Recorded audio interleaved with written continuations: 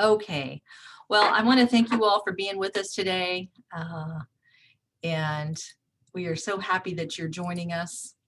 Want to thank you for your cooperation as we still deal with the COVID-19, and things are changing.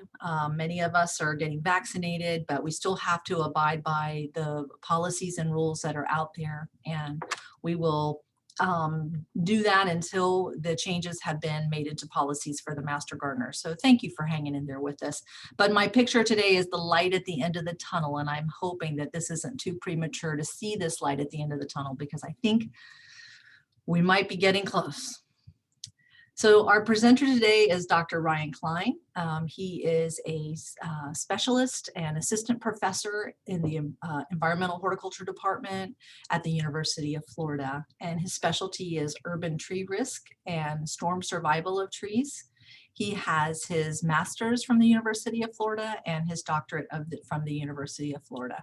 And he is our new tree specialist. And I think he is going to learn that the master gardeners love trees and we love to learn about trees. And so I know he's going to be one of our favorites for years to come. And so this is our first meeting with him. So Ryan, welcome.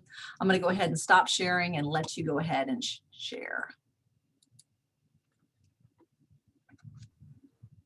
All right. Thanks, Wendy. You're welcome. 1 second here.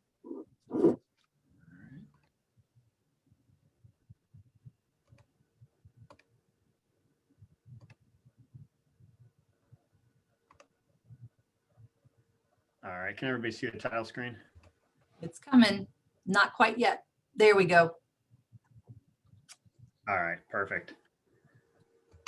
All right, so I'll just jump in with Wendy's question. I'm going to go sycamore, and it does change every once in a while, but sycamore, and I hate when large maturing shade trees are planted under the utility lines, because like Wendy said, you know, they can get cut pretty nasty. So today we're going to talk about kind of the opposite of some of these pet peeves, and it'll be helping trees succeed in the urban landscape, and kind of a overview of what we're looking at today. We're going to talk about people and trees in the urban landscape, climate change, and some of the opportunities that we have with planting trees in the urban environment, planning and design, and how we can make our urban forests more sustainable.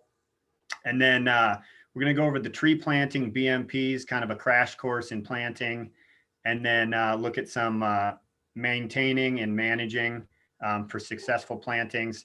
And then I'm going to wrap up with some of the research that I'm working on now, and then some of the stuff I'm looking to do in the future for research and extension. So urban trees, as we all know, provide a variety of benefits from environmental, economic, social, but then they can also pose significant consequences when they fail. And these consequences can result in issues related to public health and safety, property damage, disruption of services and activities. But one thing you got to keep in mind throughout all this is that the risk of injury or death resulting from a tree failure is extremely low. So trees have the potential to be long-lived organisms. And besides balancing the benefits and risks associated with trees, proper planning, design, and management throughout the life of the tree is necessary to promote a sustainable urban forest. And we don't always see this, but that's what we strive for, hopefully. And more consistency is needed across the municipal tree policies and ordinances that are already in place. And one thing we're going to look at here is, you see in the picture, this is 2 neighborhoods in Detroit. Just to kind of give you an idea of some of the disparity within a city. You can see vastly different canopy cover. And we obviously want to see more situations like those on the right rather than those on the left. So throughout Florida, there's a high concentration of urban developments along coastal areas. And there's a mix of planned landscapes and also preserved natural ecosystems. Trees are susceptible to intense winds from hurricanes, and then periodically the sustained damage from these intense winds. So even trees that appear structurally sound can fail during an intense wind event. If you get a Category 5, all bets are off on whether or not that tree is going to make it. whether it's a live oak or whether it's a tree that's been maintained properly throughout the years. So why should we care about urban development?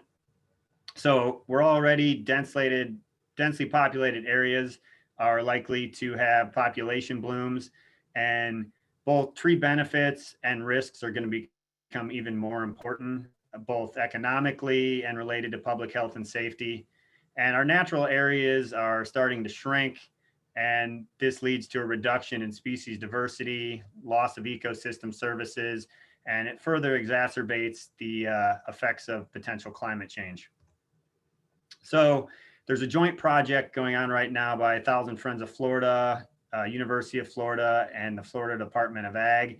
And it was designed to create a discussion and provide information on policy and then personal decisions that can affect the future of Florida. So recommendations for a sustainable future were made, and the report suggests that if the current land development trends continue, more than a third of the state will be paved over by 2070. So millions of acres of agriculture and natural lands will be lost in the process. And our quality of life, our jobs, the water that we all drink, it's all going to be impacted by this happening. So when we look at the population of Florida, when the assessment was begun or when they tracked it back to the previous census in 2010, there was about 19 million people in the state. By 2019, we had about 21.5 million people. And then they're predicting by 2070 to have 34 million people. So that's almost double since 2010. So this increased population equals increased land use and water demands. So if you look at the image here, it's maps of developed areas in red. The one on the left is from 2010. And all the red areas are areas that are developed. But when you look over to the right at the map from 2070, almost a third of the state will be developed. So if you notice the areas of urban sprawl and land use from 2010 to 2070, coastal areas become more densely populated, which you would expect. And then in the center of the state is where you see this kind of congestion of urban sprawl. And some of this equates to cheaper lands, more available space. But the proposed plan encourages compact development with less sprawl. And we need to be strategic with designing our urban landscapes for future growth and development because of all this sprawl. So why is all this important when we're talking about trees? So it provides us with this opportunity to plan and promote sustainable design options, but we need to educate the public and we need to reinforce professional training through continued education. And it kind of gives us a clean slate to avoid design failures of the past. So municipalities have the potential challenges ahead of them related to policy and enforcing this policy. So these are all things we need to consider as we move forward. So in Florida, we're all too familiar with what can happen when extreme wind events affect urban areas and the potential associated risks that are related to trees. But additionally, we need to begin preparing for future effects of climate change on the urban landscape. So now we're going to look at some potential ways where design can equate to more sustainable and wind-resistant urban forests. So trees often grow poorly in urban areas unless the infrastructure has been specially designed to accommodate the root growth. We see situations like this all the time where trees are either planted in too small of areas or trees are allowed to grow large in areas that they should have never been able to grow in the first place. And past research has found that urban trees have a high mortality rate due to these adverse growing conditions, such as poor soil quality, small planting spaces. You get drought-like conditions in these urban areas. They're susceptible to construction damage. And a lot of times these municipalities are underfunded and there's a lack of maintenance or lack of timely maintenance. So urban trees typically have a shorter life expectancy than those found in rural areas. Certain trees that do grow well in tough urban sites tend to get planted heavily, but we need to be careful here to avoid monocultures throughout our urban forest. And then unfortunately, less commonly used species may be more difficult to find at nurseries, depending on the size and quantity that you require. So the Intergovernmental Panel on Climate Change predicts that by the end of the 21st century, temperature increases will likely exceed about 2.7 degrees Fahrenheit. And this increased frequency and intensity of natural disasters go along with this. And that equates to things like droughts, fires, extreme wind events, and pest outbreaks. And we're starting to see some of that stuff now happen, quite a bit more often than maybe we remember 20 years ago. So I'm going to give you an example of kind of what we've seen so far with climate change. The hardiness zones for the city of Gainesville have shifted roughly 5 degrees Fahrenheit since 1990. So that's 30 years ago. So if we continue down this pattern and we're expecting another 2.7 degrees on average, a lot of the species that currently grow here may not be as successful here in the future. And we might start to see some other species that maybe hadn't grown here before. So hardiness zones are projected to shift further north and west over time. And here in the Southeast, we're expecting warmer minimum temperatures and less precipitation. So research has suggested that climate change will make urban trees increasingly vulnerable to pests, disease, late spring frost damage, and drought stress. And recent research has begun to evaluate prospective species from climates that are in line with those of the projected future. So trees planted in urban areas can help to mitigate some of the negative effects brought on by climate change. And cities need to strategize and develop approaches to lessen the impact and maintain the quality of life for its urban residents. So an example of this in the city of West Palm Beach, they're requiring that developers incorporate a minimum of 75% shade trees in their new designs, which is great because a lot of times, and this is no dig at crepe myrtles, but a lot of times I see a lot of crepe myrtles thrown in where maybe you could have a bigger tree and then, counterpoint there is I see a lot of large growing shade trees put in places that maybe be better off with a crepe myrtle. So a lot of things that can be resolved with design and proper planning. So selecting species for the harsh urban environments and for future climate change should consider things like species adapted to growing in adverse conditions, establishment and maintenance costs. Also, we got to consider public perceptions and preferences, and then things like species invasive potential. So some past research has suggested that it's beneficial to plant the right tree in the right place. Ultimately, what this equates to is it saves time and it saves money. So you want to determine what grows well in your area, lean on local knowledge, literature. There's plenty of online resources out there available. And you want to evaluate the site and planting space prior to planting and determine the desired species traits and ability to survive at the site. So the goal here is to maximize the benefits and lower the risks associated with urban trees. And ultimately, low survival rates equal loss of long-term benefits. So successful plantings begin with high quality nursery stock that are going to be free of major defects. So when conducting an evaluation of the site, you want to identify characteristics that might affect the growth and the establishment and the long-term success of the tree. So some things you need to consider are above ground site attributes, such as environmental factors, like available sunlight, wind, here in Florida, salt intrusion, and other trees nearby. And then also urban factors such as overhead utility lines, proximity to buildings and or signs. And then some below ground site attributes that we need to be concerned with are soil texture, pH, soil depth, compaction, and drainage. So there's some potential site modifications that we can do, like move utility lines, wires, lights, and then also soil amendments, try to improve the drainage.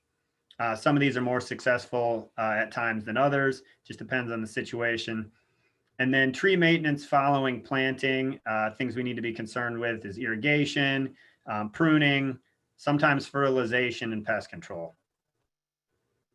So here's some good examples of the right tree in the right place. You have wide planting strips and they're far enough away from any infrastructure. And these are great designs. We need to see more of this. Whereas these are wrong trees in the wrong place and they lead to infrastructure conflicts, elevated levels of risk, potential hazards. You're going to lose some of those tree benefits, and they lead to increased cost to maintain, and ultimately they're a poor aesthetic. You want to match the mature tree size to the size of the planting space. So if you plant a large live oak in a small planting strip, even though that live oak at planting is, 2 inches, you got to realize it's going to grow. And for some reason, that's always an afterthought with some people, unfortunately. But planting the right tree in the right space promotes healthy, successful trees, and it's going to reduce the likelihood of damage to infrastructure down the road. So when you have small planting spaces, the trees become stressed, it can stunt the growth, and it can lead to low survival rates. And if the tree does grow large, it can become a future hazard, and you ultimately waste time, money, and the future benefits because of it. So planning and design and city oversight can help to prevent such situations. So you want to select small species for sites where the soil space is limited, and some alternatives to small islands. You can use strips or peninsulas, and this allows more access to soil space. So although trees are capable of withstanding considerable abuse, we can obviously do better than the situations here. So besides the potential risks and costs associated with poor designs, it just looks bad. I don't know anybody who thinks this looks good unless they just are oblivious to the trees in the first place. So in addition to infrastructure conflicts at the ground level and below, urban tree plantings are commonly subjected to overhead conflicts. Like I mentioned, utility lines, buildings, signs.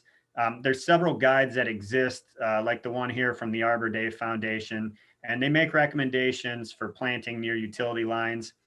And the purpose of this is to kind of help the person who's planting the tree decide why they're planting the tree, where they're planting it. So is it because of shade, aesthetics, screening? You want a larger tree, or the location of the planting space. And then also the crown shape and form in relation to the available space to make better decisions. So neglecting such considerations can result in growing into the utility lines, poor aesthetics and structure, can lead to potential power outages and increased pruning frequency. We think of those trees by the utility lines that get pruned every 3 to 4 years because they keep growing back into the utility lines. So we want to avoid that. So you got to remember one thing here: trees will grow. And again, it seems like an afterthought a lot of times when we're planting trees in situations they shouldn't be planted in. But you want to plan your plantings to avoid future issues. Remove unwanted trees and those in poor locations before they grow too large. You look at the ones growing next to the house there, they were probably, a volunteer that grew from another tree, and, they were never removed, and they eventually grew into a place they shouldn't have been grown in the first place. So we can eliminate some of these potential hazards and risks, before they become large growing trees. So other things to consider are desired traits of the trees you're wanting to plant. And this can vary from site to site, depending on what your ultimate goal is. If it's something that has to do with function, does it provide shade? Maybe it needs to be drought tolerant. You want to consider the mature size, have it grow within the space rather than outgrow the space. Things like growth rate, maybe you want a fast growing tree, or maybe you're more concerned with ornamental traits, showy flowers, leaf color. Here in Florida, one thing to consider would be wood strength, maybe more resilient in a storm. We're obviously prone to hurricanes. And then adaptability to the urban environment and future climate change are things that we should start considering with future plantings moving forward. So roots can spread 2 to 3 times wider than the crown of a decurrent tree, and fine roots can be found well beyond the canopy of the tree at maturity. So these roots help anchor the tree under high winds. And in urban areas, roots are often confined into small planting spaces. Unfortunately, we see this all too often. So the guidelines vary by species and site. At the top here, there's a large growing species in a small strip. We see some damage to the sidewalk, and it's a confined planting space. The roots are deformed and likely injured, and the space is better suited for a small growing species. In the bottom here, we have large growing species, wide strips, and these are ideal planting spaces. So again, it's fitting the right tree in the right space. And my hope is you guys have all heard that before, and I'm preaching to the choir, but that's not always the case. And I think that's one of the fundamental things that we need to understand, moving forward with our future urban landscapes. So common planting issues, they're usually the result of limited planting spaces, poor design that doesn't account for tree growth and size at maturity. So if you look at the example on the left, it's a 4-inch diameter live oak. It appears to fit in the 4-foot planting strip. And then over time, this planting space limits the functional lifespan of the tree because obviously the tree grows. So mature trees have a zone of rapid taper where enlarged buttress roots quickly transition to ropey lateral roots. And Hauer et al. Found that this extends approximately 4 feet past the visible root flare, and open soil spaces allow the root flare to develop, and the root flare provides balance and stability for massive weight of the tree at maturity. So several studies have developed predictive tools to determine the trunk flare diameter, minimum planting space widths, and they're also as a means for avoiding infrastructure conflicts. So this is important because damaging a zone of rapid taper can negatively impact tree health, and replacing sidewalks back in this zone can lead to future problems also, and that's if the tree survives, because a lot of times when these sidewalks are replaced, the roots are damaged in the process, and it just leads to even worse situation, although the sidewalk looks good for a couple of years, right? So past research has found that as the trunk flare diameter increased, so does the DBH. So there's this proportional relationship here.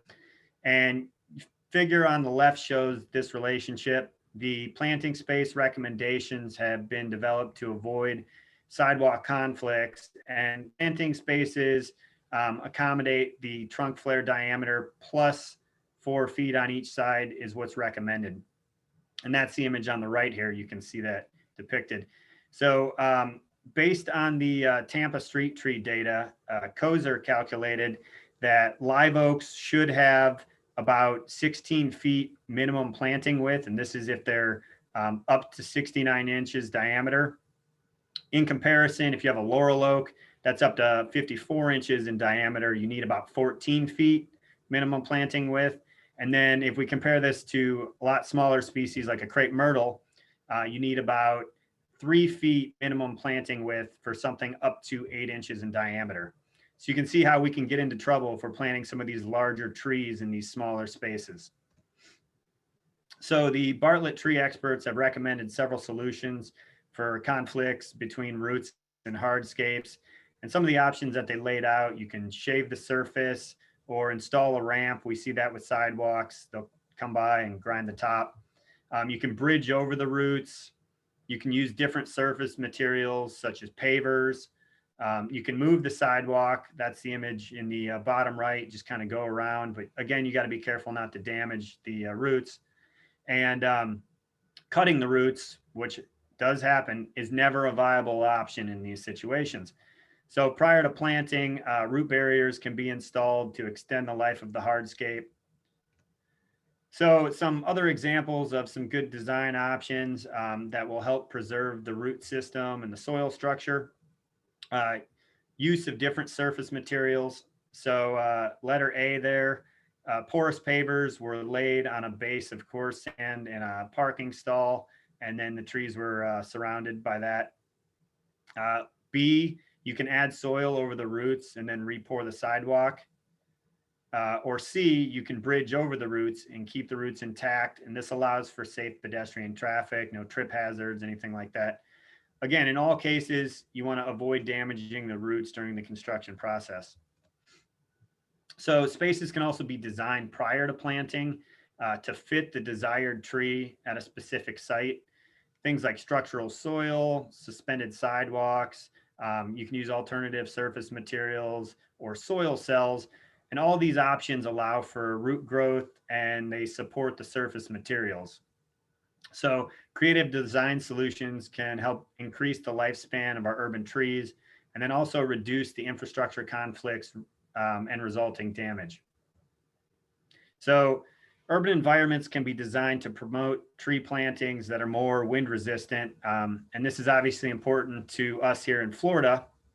And design issues that can lead to tree failure during wind events include small planting spaces surrounded by these paved surfaces, like we've talked about, nearby infrastructure where the roots are deflected, and then less adequate soil depth, high water tables or rocks near the surface, and then large roots damaged or severed during construction.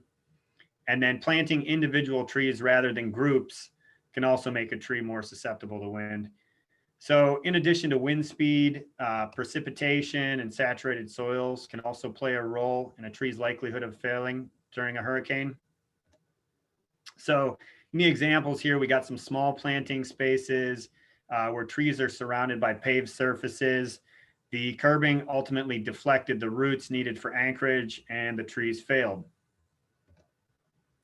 So here's some more examples of poor planning and design. Wasted money, loss of benefits. You're going to have extensive costs for cleanup. And this can perpetuate negative stereotypes of trees and the associated risks. Think of the news stories we see where you might have one tree that kills somebody, over the course of a year, but the news sources make it seem like the frequency of these events is happening a lot more often than it actually is because of the way they report these events. So when we look at individual plantings versus groups of plantings, Gilman explained that it's better to design large planting islands for multiple trees rather than smaller spaces for individual trees. And the reason being is that they share greater soil space and it's ultimately a more sustainable design. The trees outgrow small planting spaces, and this happens relatively quickly. And then the tree health declines and the infrastructure potentially gets damaged.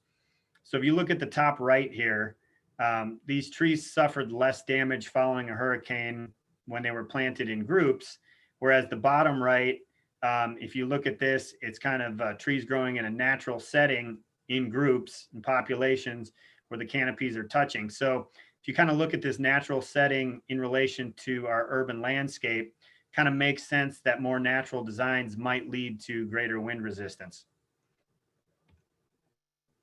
So trees planted further apart develop large growing lower branches, and they require more maintenance to achieve clearance for pedestrians and vehicles, and large pruning cuts can introduce decay. And a lot of times it's because either the municipality wasn't able to maintain these trees in the first, X amount of years of their development.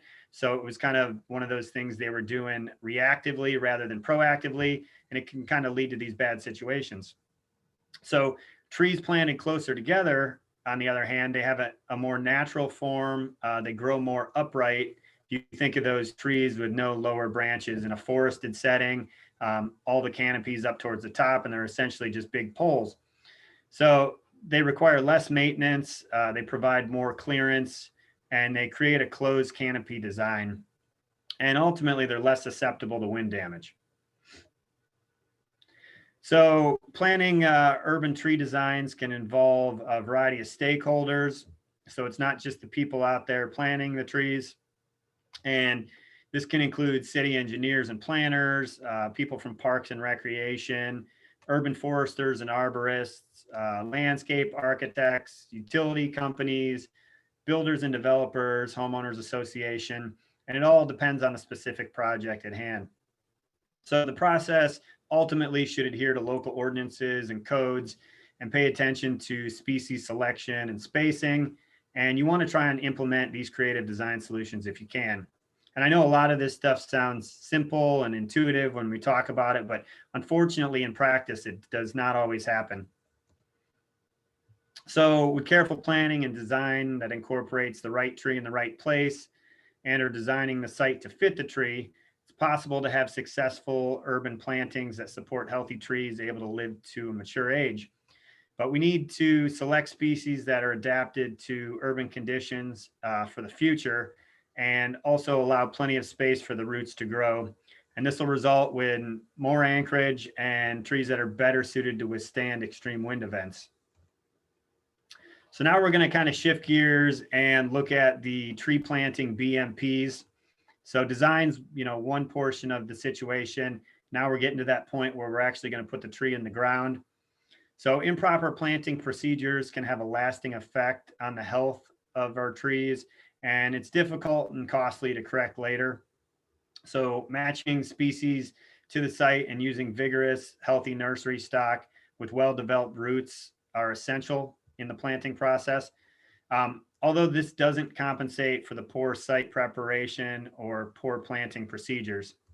So aftercare during establishment is also critical to the success of the tree, and we'll touch on that later.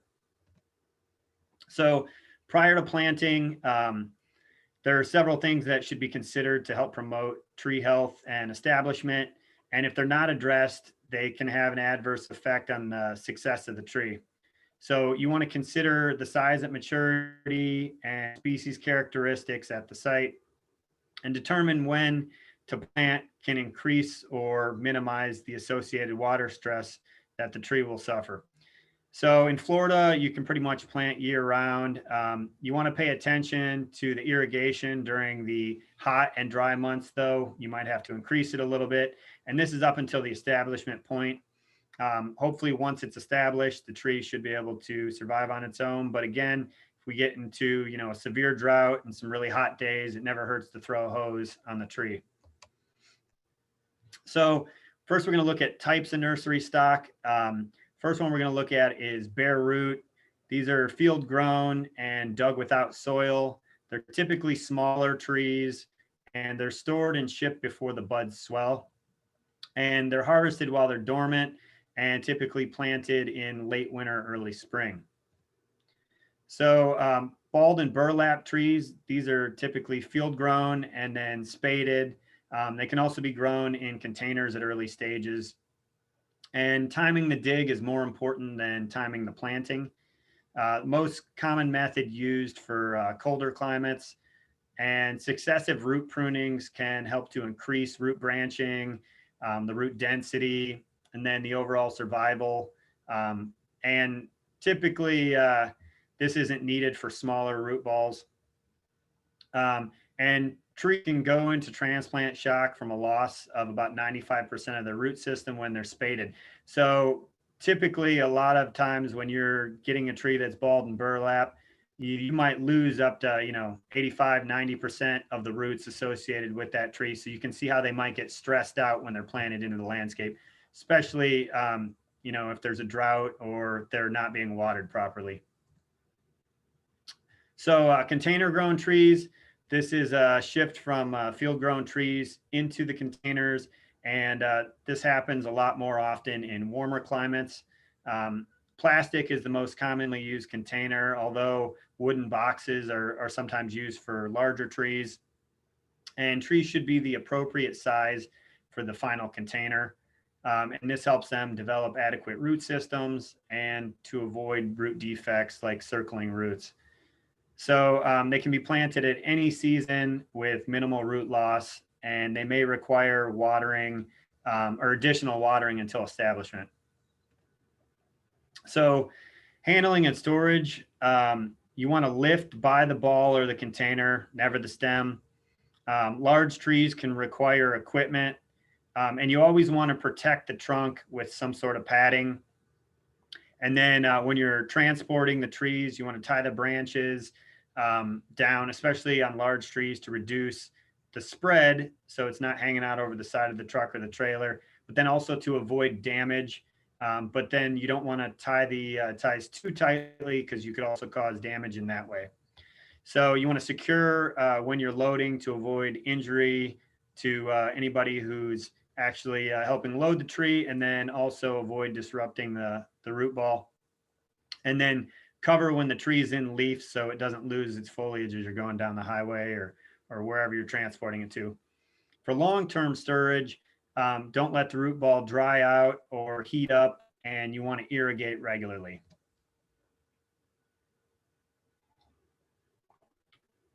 So now we're going to talk about drainage. So you want to avoid excessive water in the hole. This can lead to anaerobic conditions. You can use things like drainage tile or drill and fill vertical holes in poorly drained soil layers. Some people have used layers of gravel.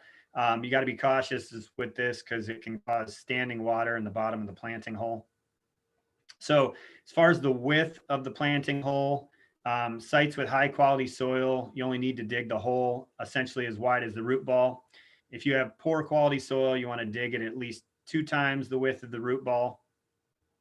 And this kind of just helps break that soil up. And as far as the depth, planting too deep is the most common mistake that we'll encounter. And this can lead to things like girdling roots and have an adverse effect on the health and stability of the tree. So as far as root depth, the trunk flare should be exposed. You want to dig a hole at a depth that accounts for excessive soil on the buttress roots. A lot of times, especially with container trees, there'll be extra soil over the root flare that needs to be removed prior to planting. Because again, this can lead to those adverse situations.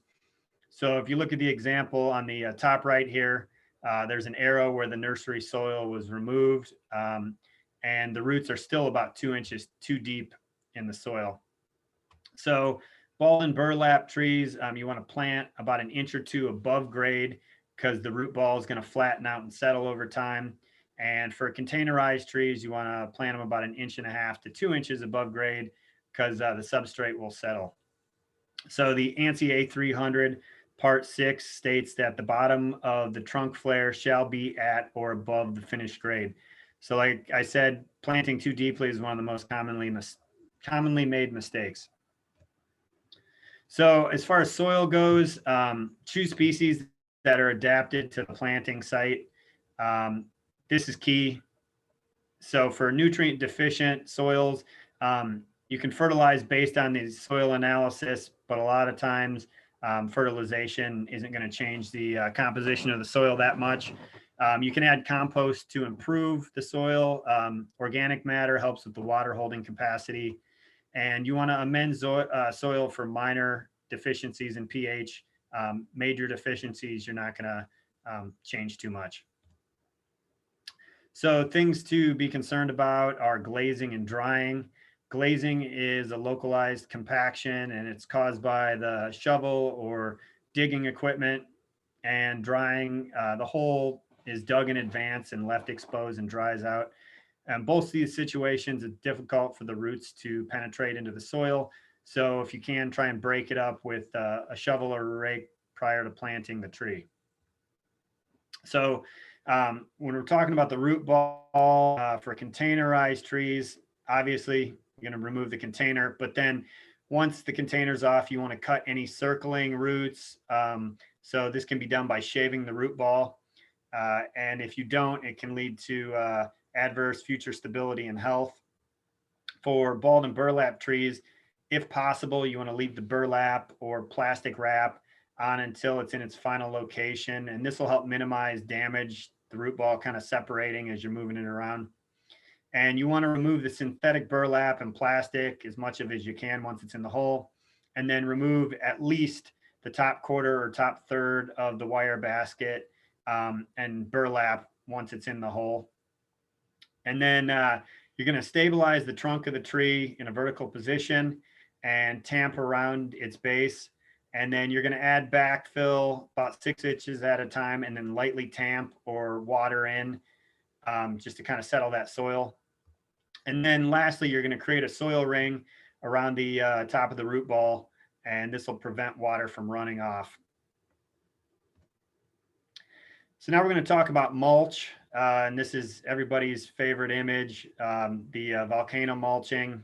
I've seen some really bad instances of this before, as I'm sure everybody has, but ultimately it's a good way of selling mulch, and I'll leave it at that. But organic mulches promote improved root growth and establishment.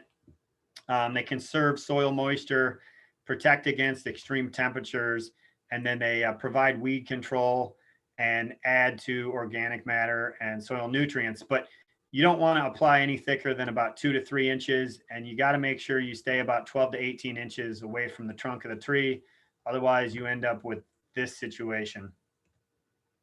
So now we're going to look at pruning your newly planted tree. You want to remove any broken, dead, weak, diseased branches, any sprouts from the roots, and you want to avoid over pruning. And then remove or reduce any codominant stems to help develop a central leader. And trees need as much of its canopy intact as possible. So you don't want to remove too much of the living portion of the canopy because it's going to reduce the available energy for the roots. So you're doing just a light structural pruning just to kind of get rid of any defects that the tree has at planting. Supports, sometimes staking, guying, and bracing are required to keep the trunk in an upright position, but it's not necessary on all newly planted trees. Some of the cons to this, it's an added expense and kind of the mindset of out of sight, out of mind. If you don't go back and adjust these supports or remove the supports, they can girdle the tree, and then they can also be potential tripping hazards. So the image here on the right, you can see there's damage caused by the wire that was in this hose, and it was ultimately left on too long and started girdling the trunk. So staking systems should allow for some movement in the tree, and this helps the tree develop nice trunk taper, and it'll promote healthy root growth. The other thing you might consider is protection. You want to use some sort of wrap that's light colored and biodegradable. And this is if sun scald or frost cracks are common issues in your area. And then plastic guards can be used to protect the trunk against sun, and then equipment like string trimmers or maybe animal damage, small rodents chewing on the fleshy bark. And then once the tree no longer needs the protection, you need to remove it. If it's left on too long, similar to the staking, it can injure the tree and create favorable conditions for pests and disease.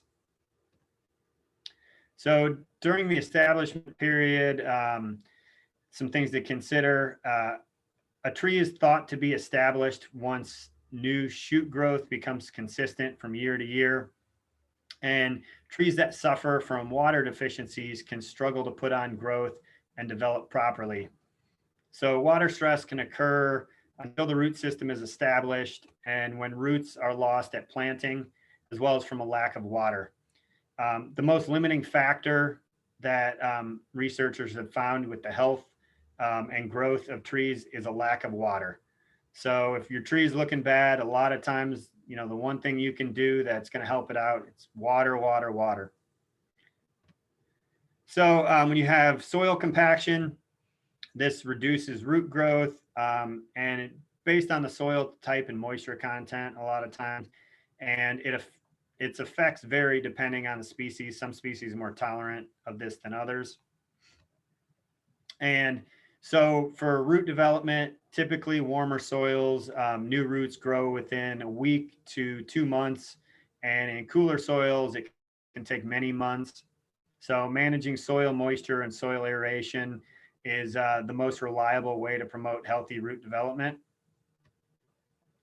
So now we're going to look at watering. So newly planted trees require frequent watering. You're going to keep the soils moist, but not overwatered for the first year or two after planting. And in summer months, it can be up to 10 gallons per caliper inch, a couple times a week. And then for cooler weather, at least 50% less water is going to be needed. And you want to monitor the moisture of the root ball. And this is especially important in poorly drained soils. You're going to reduce the irrigation. So the establishment of the tree is less expensive to water newly planted trees than it is to replace them in the long run. As far as fertilization, it's not usually effective at planting to aid in the establishment. Recommended that you conduct a soil analysis prior to applying any fertilizer, especially for bald and burlap trees that were recently dug. Sometimes the fertilizer can burn the foliage of the roots when the foliage of the tree when the roots uptake the fertilizer. As far as pest management, wood boring insects, fungal cankers, they commonly attack newly planted trees. So insecticides and fungicides can be applied. Hey, And then, Ryan, I hate to interrupt you because you're on a roll and you are going to be buried in questions as soon as you're done. But I didn't want to get too far away. Muriel wanted to know how many gallons of water per tree and how often once they're being established. yeah, so a lot of it's species dependent. I would say on the high end, if you're in places like Florida where it's hotter, 3 times a week, maybe up to 10 gallons. And then if you're places where it's not as hot, or if, we're not in a drought, you can kind of cut that back maybe 2 times a week, maybe 5 to 6 gallons. A lot of it's going to depend on the particular species and the environment that you planted the tree in. So there's some variables at play there that you need to consider. Okay, thank you. You were on, I think you were on pest. All right, I'll jump back into it. So trees in the ground, now we're, looking at the pruning. Like I mentioned, you're essentially just doing the structure at the time of pruning to eliminate any defects. And you're going to subordinate any vigorous laterals and remove them in the few years afterwards as necessary to maintain and keep that structure. And then you also want to subordinate any codominant branches that are going to compete with that central leader. So essentially the process at planting is going to continue on, for the next couple of years. And then you also want to begin to start spacing out permanent branches evenly around the trunk of the tree to continue on with that good structure. So maintenance can increase the benefits that trees provide. So for immature, there's fewer benefits, there's greater costs. Semi-mature trees, the benefits begin to exceed the costs. And then for mature trees, there's an increase in benefits. And then eventually you get to where the tree is senescent and the maintenance costs begin to exceed the benefits. So we're retaining the tree at this reason for potential other reasons, such as heritage or ecological reasons, or you might also consider the removal of the tree when it comes down to safety. So a healthy and more wind-resistant urban forest is also dependent on proper management. So you're going to conduct regular health and risk assessments by certified arborists. You're going to try and establish some sort of pruning cycle, and you want to remove any hazardous trees when you become aware of them. And then keep an up-to-date tree inventory. Management plans help, especially in hurricane-prone areas. It's good to develop goals and objectives for when the storm hits. And then some additional considerations. You want to identify weak species that are susceptible to wind damage, and then monitor trees that have been recently damaged. So rule of thumb here is that proactive management is not only good for the trees, but it also promotes public health and safety.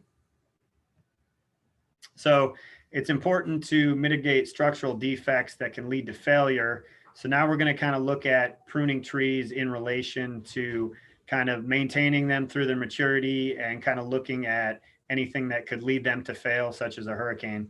So things you want to eliminate are those codominant stems, defects such as bark inclusions, unbalanced canopies might need to be looked at, large, low-growing branches.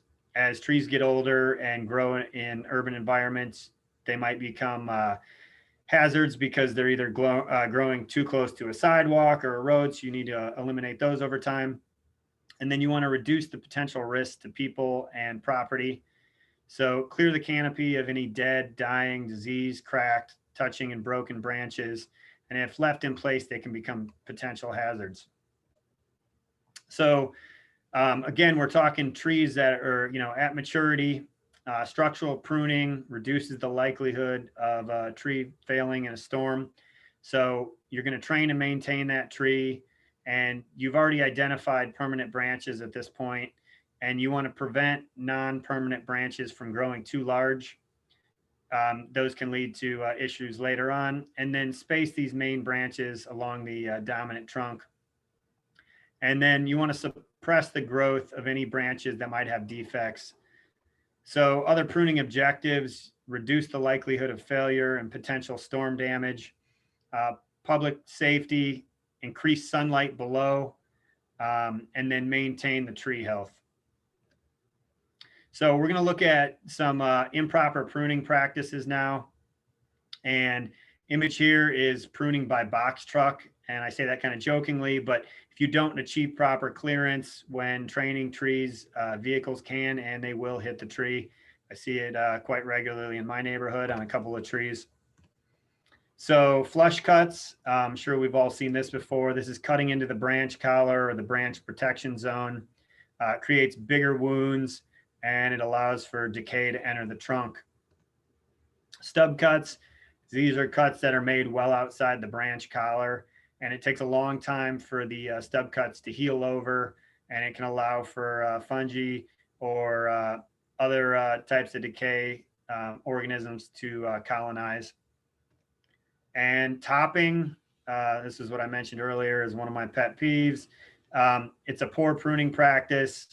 You make cuts at a certain height with no regard to buds or lateral branches, and it forces the tree to put out sprouts, results in weak attachments, and it predisposes the tree to failure. Every cut point opens the tree up to potential decay, and topping ultimately does more harm than it does good, and it ignores the tree's biology. Rounding over or shearing, it's labor intensive. We see it sometimes on elevated hedges. Needs to be done annually or semi-annually to maintain and to avoid big sprouts. A lot of times it's impractical in many cases. Lion's tailing, this is the removal of the inner branches of the tree, leaving only branches at the ends of the stem. And it's originally thought to make the tree more wind resistant with less drag, but in reality, it forces all of the force out at the ends of the branches, and the tree is unable to reduce this force by its normal process of mass damping. Excessive raising. So in the example here, you got a 10-foot tree with 8 foot of clearance. That's an 80-20 ratio, and it's not ideal. It looks bad, and it can lead to poor vitality. So over-pruning, this is removing more than 25 or 30% of the canopy. It can stress the tree and promote sucker development. So although it is yet to be seen how our urban forests will adapt to climate change, an increased frequency of intense storm events, we currently know enough to work towards planning and designing a more resilient urban forest. Remember, no tree is hurricane proof. Even a Category 5 can take out a live oak. So we got to keep that in mind when we're designing these urban landscapes. And then many variables can affect successful urban tree planting, from the quality of nursery stock to the site conditions like we talked about, aftercare. So healthy and sustainable urban forests are the result of proper planning and creative design solutions. And then selecting the species best suited for the specific planting site is key. And again, you guys are all aware of this, I assume, but planting the right tree in the right place is something we all need to strive towards. So now we're going to shift gears entirely and talk about some of my research interests, what I'm doing currently, what I'm working towards with my future projects, and then how I plan to spend my time with extension and outreach. So some of my interests include hurricanes and tree survivability, trees and public health and safety, risk perception, so how we view the risks associated with trees and then how this relates to decision making. And then also arboricultural education, training, and professionalism, and tree care industry standards and best management practices. And then also interested in species propagation and the effects of climate change, how we can, better adapt to the future changes in climate with planting. And then species views and preferences, how do the consumers and people that are out there planting these trees view certain species, and why are we using a lot of the species that we currently use?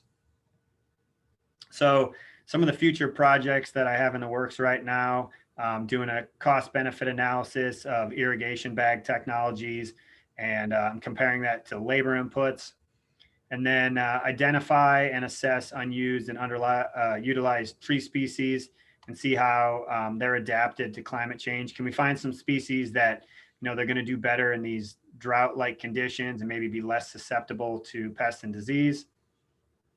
Identify and assess, collaborate with Florida cities. So I've done a project previously with the city of Naples, looking at their tree inventory following Hurricane Irma. And I'd like to do more studies like that to assess trees' wind resistance and survivability pre and post hurricanes. And then tree spacing in urban areas, like we talked about before, planting close together versus planting further apart. How does this affect things like stability, canopy cover, clearance, pruning? And then I'm going to be doing a project with a master's student in the fall where we're going to look at drive-by risk assessments versus basic assessments where you have that full 360-degree and see, the results compared to the two. If one assessment picks up more of the defects than the others. And then also I'm going to be doing a citizen science program with another master's student where we're going to teach members of the public to structurally prune newly planted trees. So my extension program is aimed at educating the public and a variety of stakeholders on current issues in arboriculture. And I plan to work closely with industry groups to develop training events for professionals, such as planting, aftercare, pruning, tree risk assessment. And then I'm going to present at conferences, short courses, in-service training events for state extension agents.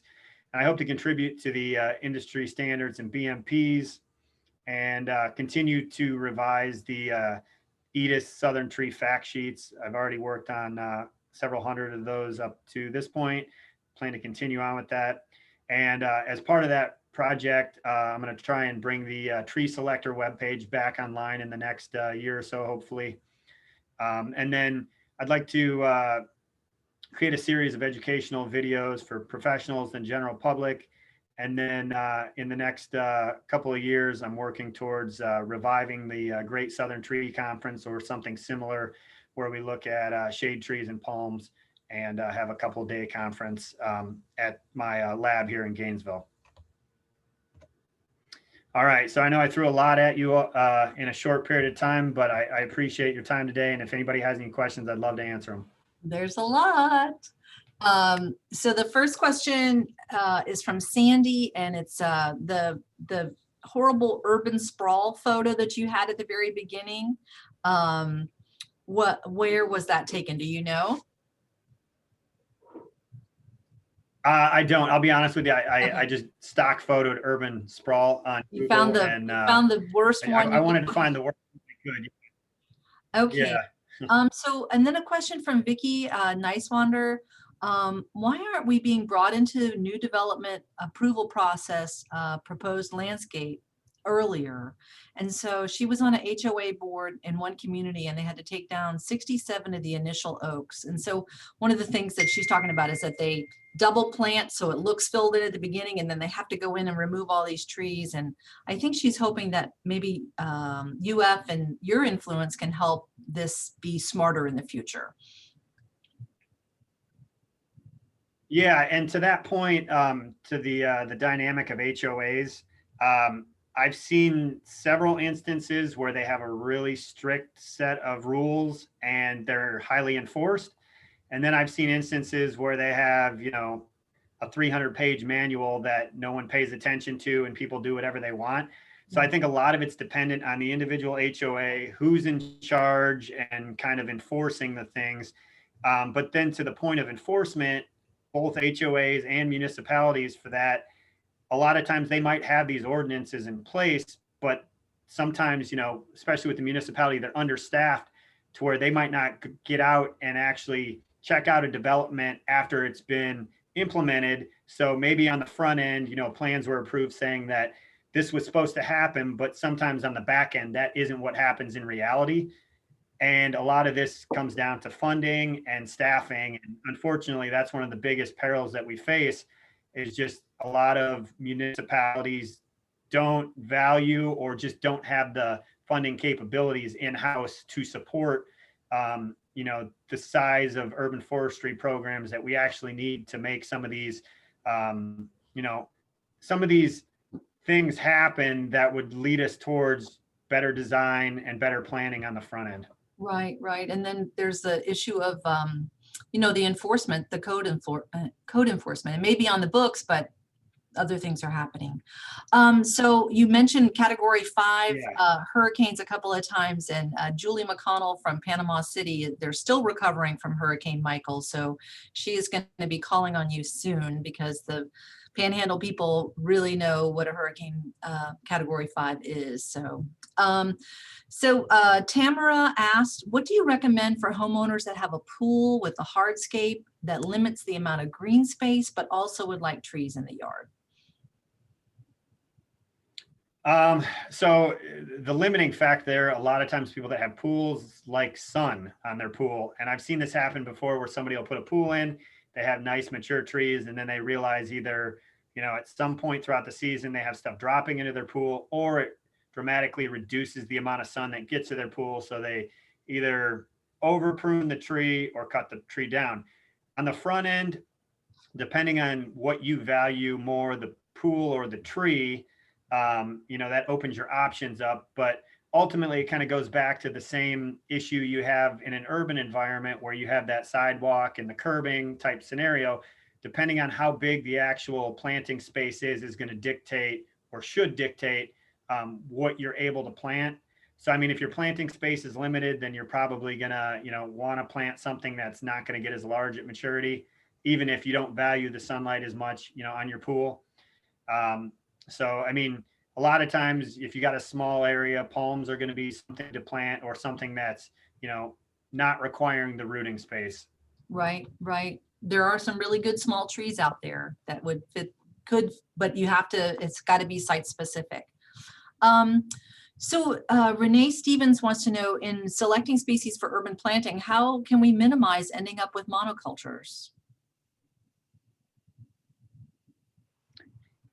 So the interesting part of this is, and I've seen this in some other cities before, where you'll have certain people in charge of their planting program for a decade or so, and then maybe those people move on, and you'll see almost like an imprint in that city of what trees were very popular. Or the nursery industry also has a little bit of sway with this, where there's a certain tree that they're really pushing because they found that it grows well, and there's, some popularity to it. And it's kind of that dynamic of, the snake eating its own tail. Is the nursery industry growing what they grow because it sells? And is the consumer buying what they purchase because they want to, or it's because it's available? Right. So there's this kind of pattern that I don't know if we have a good answer of getting out of currently. But there's definitely some people that, from the grower side to the people, enforcing ordinances for the cities and stuff like that, that could maybe help dictate this. But it almost goes down to a regional area as far as how some of these things, happen. And to the point of the monoculture, it's kind of, what's in season at that time, like right. What's popular.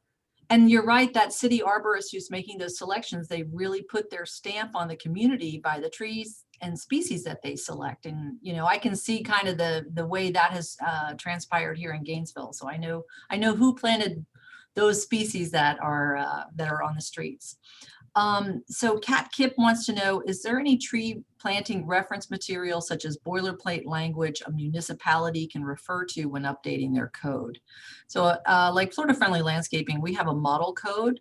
And I wonder if there is one for trees, maybe through some of your societies, or maybe that might be something that you are considering working on in the future. Yeah, if you're talking about planting in regards to proper planting, the ISA BMPs is a good source. If you're talking specifically of what to plant versus not to plant, Tampa's got a really good example of the approved tree list. Gainesville is going through the process right now of revising theirs. I'm on the tree advisory board, so we're trying to move forward with that. But most, I shouldn't say most, but most decent sized cities have something on the books, although some, could be updated. But the Tampa approved tree list is a really good example of what, is a good planting list to strive for, at least in that part of the state. And their ordinance is also kind of a good model. And the one here in Gainesville has kind of been modeled off of that to some extent because some of the same authors were on it. Okay. So Julio Perez is an extension agent over in Putnam County, and he has a scenario that he dealt with last week. And so I'm going to tell you what it was. He was contacted about an island of established oaks that are in a median splitting a road. The company had requested to have a ring of azaleas planted under each of them. The island is about 16 feet wide. My advice was that this would not be a good idea due to the probable high density of anchoring roots of the oaks that would have to be cut to plant the azaleas. Do you have any other suggestions about adding plants around established trees? I mean, in this situation, it sounds like that's definitely pretty crowded. Especially if it's only 16 feet across and there's multiple oaks in there. I mean, in that situation, you could maybe use planters. I've seen that done before where, you're not digging around these mature trees because you're worried about injuring the roots. Other than that, it's really site specific. I would say anytime there's a chance of cutting into structural roots of a mature tree, avoid it at all costs. I mean, people do it, but again, without seeing, specific site instances, there's other variables at play, but safe bet is, planters, depending on what aesthetic you're looking for, I guess. Okay. Okay. And, earlier in the presentation, we had talked about the roots pulling up and having exposed roots, and you recommended topping, coming in with soil. And when we teach the master gardeners, we talk to them about not putting more than 4 or 5 inches of soil over existing roots. Actually less than that. We talk about 3 or 4 inches of soil. So what is your current recommendation for adding soil on top of roots? Ideally, a light top dressing, I would say probably 2 to 3 inches. Because if you get it too deep, you get into those anaerobic conditions, and ultimately the roots need oxygen. So if you bury them, they're not getting the oxygen they need. They can start to decline, the tree declines. And then if you have a situation where you're burying, a tree with a couple feet of soil, you can see that tree decline over time and, potentially lose it. I was actually recently contacted about a situation where they were wanting to put 4 foot of soil over the roots of some live oaks that had been there for a while. And it was because of development in HOA. And it's just an unfortunate situation. But I mean, there are some alternatives with that. You can do sunken soil wells where essentially you build up the grade around it, but you put a retaining wall. You want to keep it probably 10, 12 feet away from the trunk of the tree. The further, the better. You can terrace the soil, but essentially, yeah, I mean, if you're going to put a little bit of soil on the roots, maybe because you want to plant some grass under the tree or something like that, don't go more than a couple of inches, and especially keep it away from the trunk. Try not to bury the root flare. Sure. Somebody wanted you to define root shaving a little bit more. So shaving the root ball. So when you get a containerized tree, you'll see that there's some dense roots that are out to the edge of the root ball itself when you pull it out of the container. And depending how long that tree's been in the container, you might see some larger roots that are kind of circling around the exterior of the container. And by shaving it, you're only taking off, inch, maybe 2 inches, depending on the size of the root ball. Obviously, smaller the root ball, the less you're going to want to shave off. But by shaving off, inch to 2 inches, you're hoping to cut some of those defects. So if you do have those circling roots at the outside edge of the root ball, if you can get them before you put them in the hole or, cover the hole up, it can prevent some future issues down the road leading to stability problems or, health and decline of the tree. But essentially, you're just eliminating defects in the periphery of the root ball. Right. Okay. Is there a way to control root suckering? I mean, sometimes trees do it, sometimes they don't. A lot of times trees put off suckers when they're stressed or damaged some way. Or kind of contained But yeah, sometimes? Yeah. Yeah. yeah, I mean, you can't always control it. But the one thing I will say, if the tree was damaged, sometimes you'll leave those suckers because it helps with wound closure. So you don't always have to remove suckers from a tree. It just depends on, where they're coming from and if that tree was damaged. So a lot of times, if you make a large pruning cut, we would advise that you leave some of the suckers around the cut because it's going to help with the closure of that wound. So depending on the situation, you might even leave them, if they're coming from the roots too. Okay. Bonnie says that she sees pebbles and small rocks used for mulch around trees in Central Florida. Do you recommend that as an option? It can be. The only thing I'll say about that is a lot of times when people use rocks rather than mulch, they'll put some sort of barrier underneath. It's fine if you use like a permeable landscape fabric, but there are some materials out there like plastics and other materials like that to where the water is not able to penetrate. So essentially, the only water that the roots are going to get are what's immediately around the trunk of the tree, wherever the hole was cut, and then the far reaches of the roots, depending on how wide of an area is being rocked. So that's the only deterrent I see with using rocks. I mean, rocks can heat up a little bit, but I think that's less of an issue than the water being able to penetrate into the soil.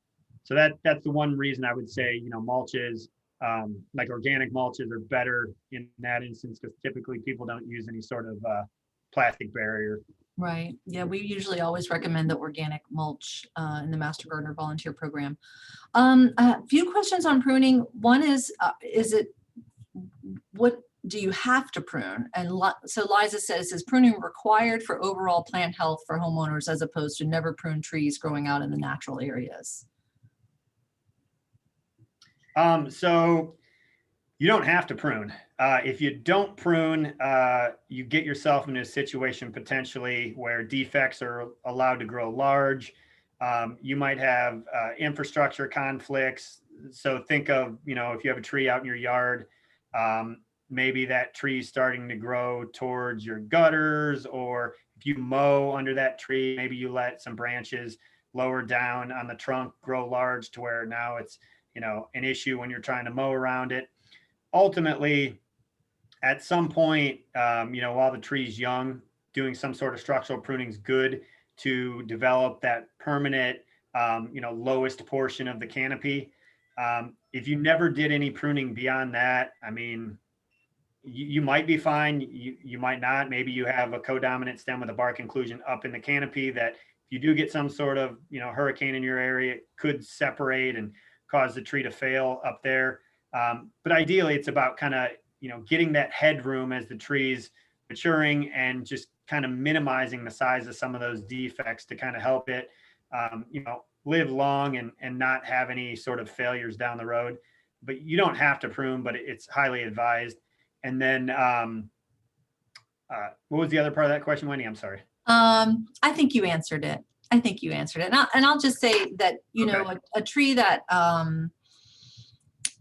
you can look at a tree and say, oh, I think it's okay. And then you have a certified arborist come and they make a few just key cuts. And then you look at the overall canopy of the tree. You're like, wow, that's a big improvement.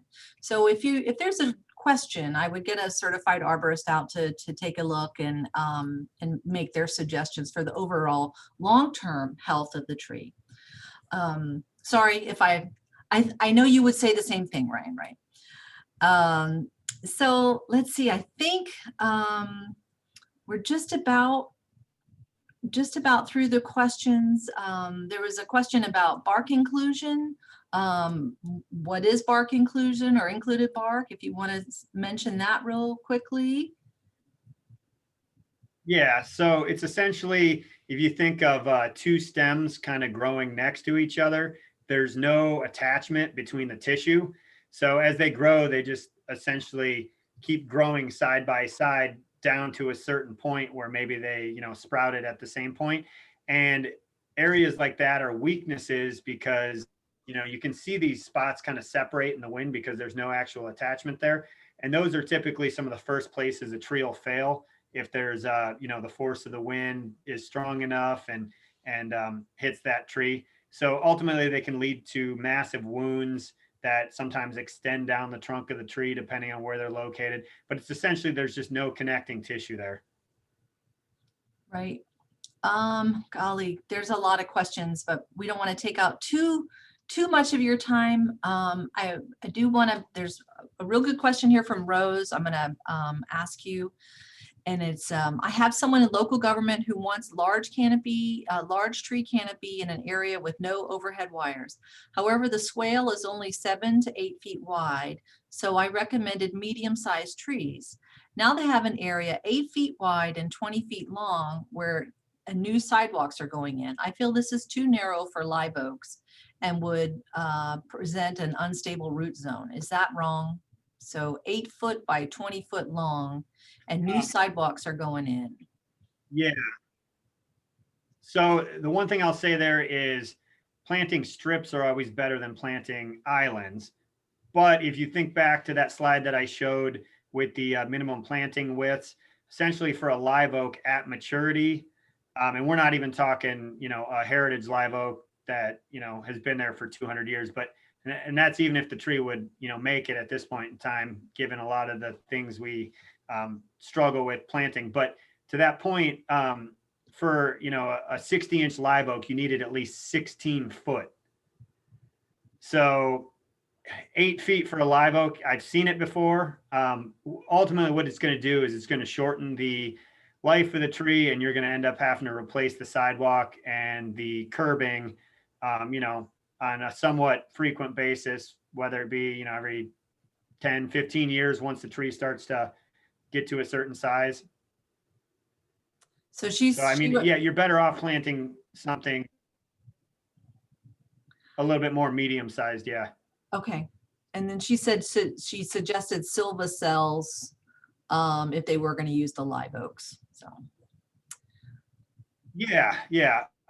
Or some way for the roots to get underneath the sidewalk, because that opens up your planting space a little bit.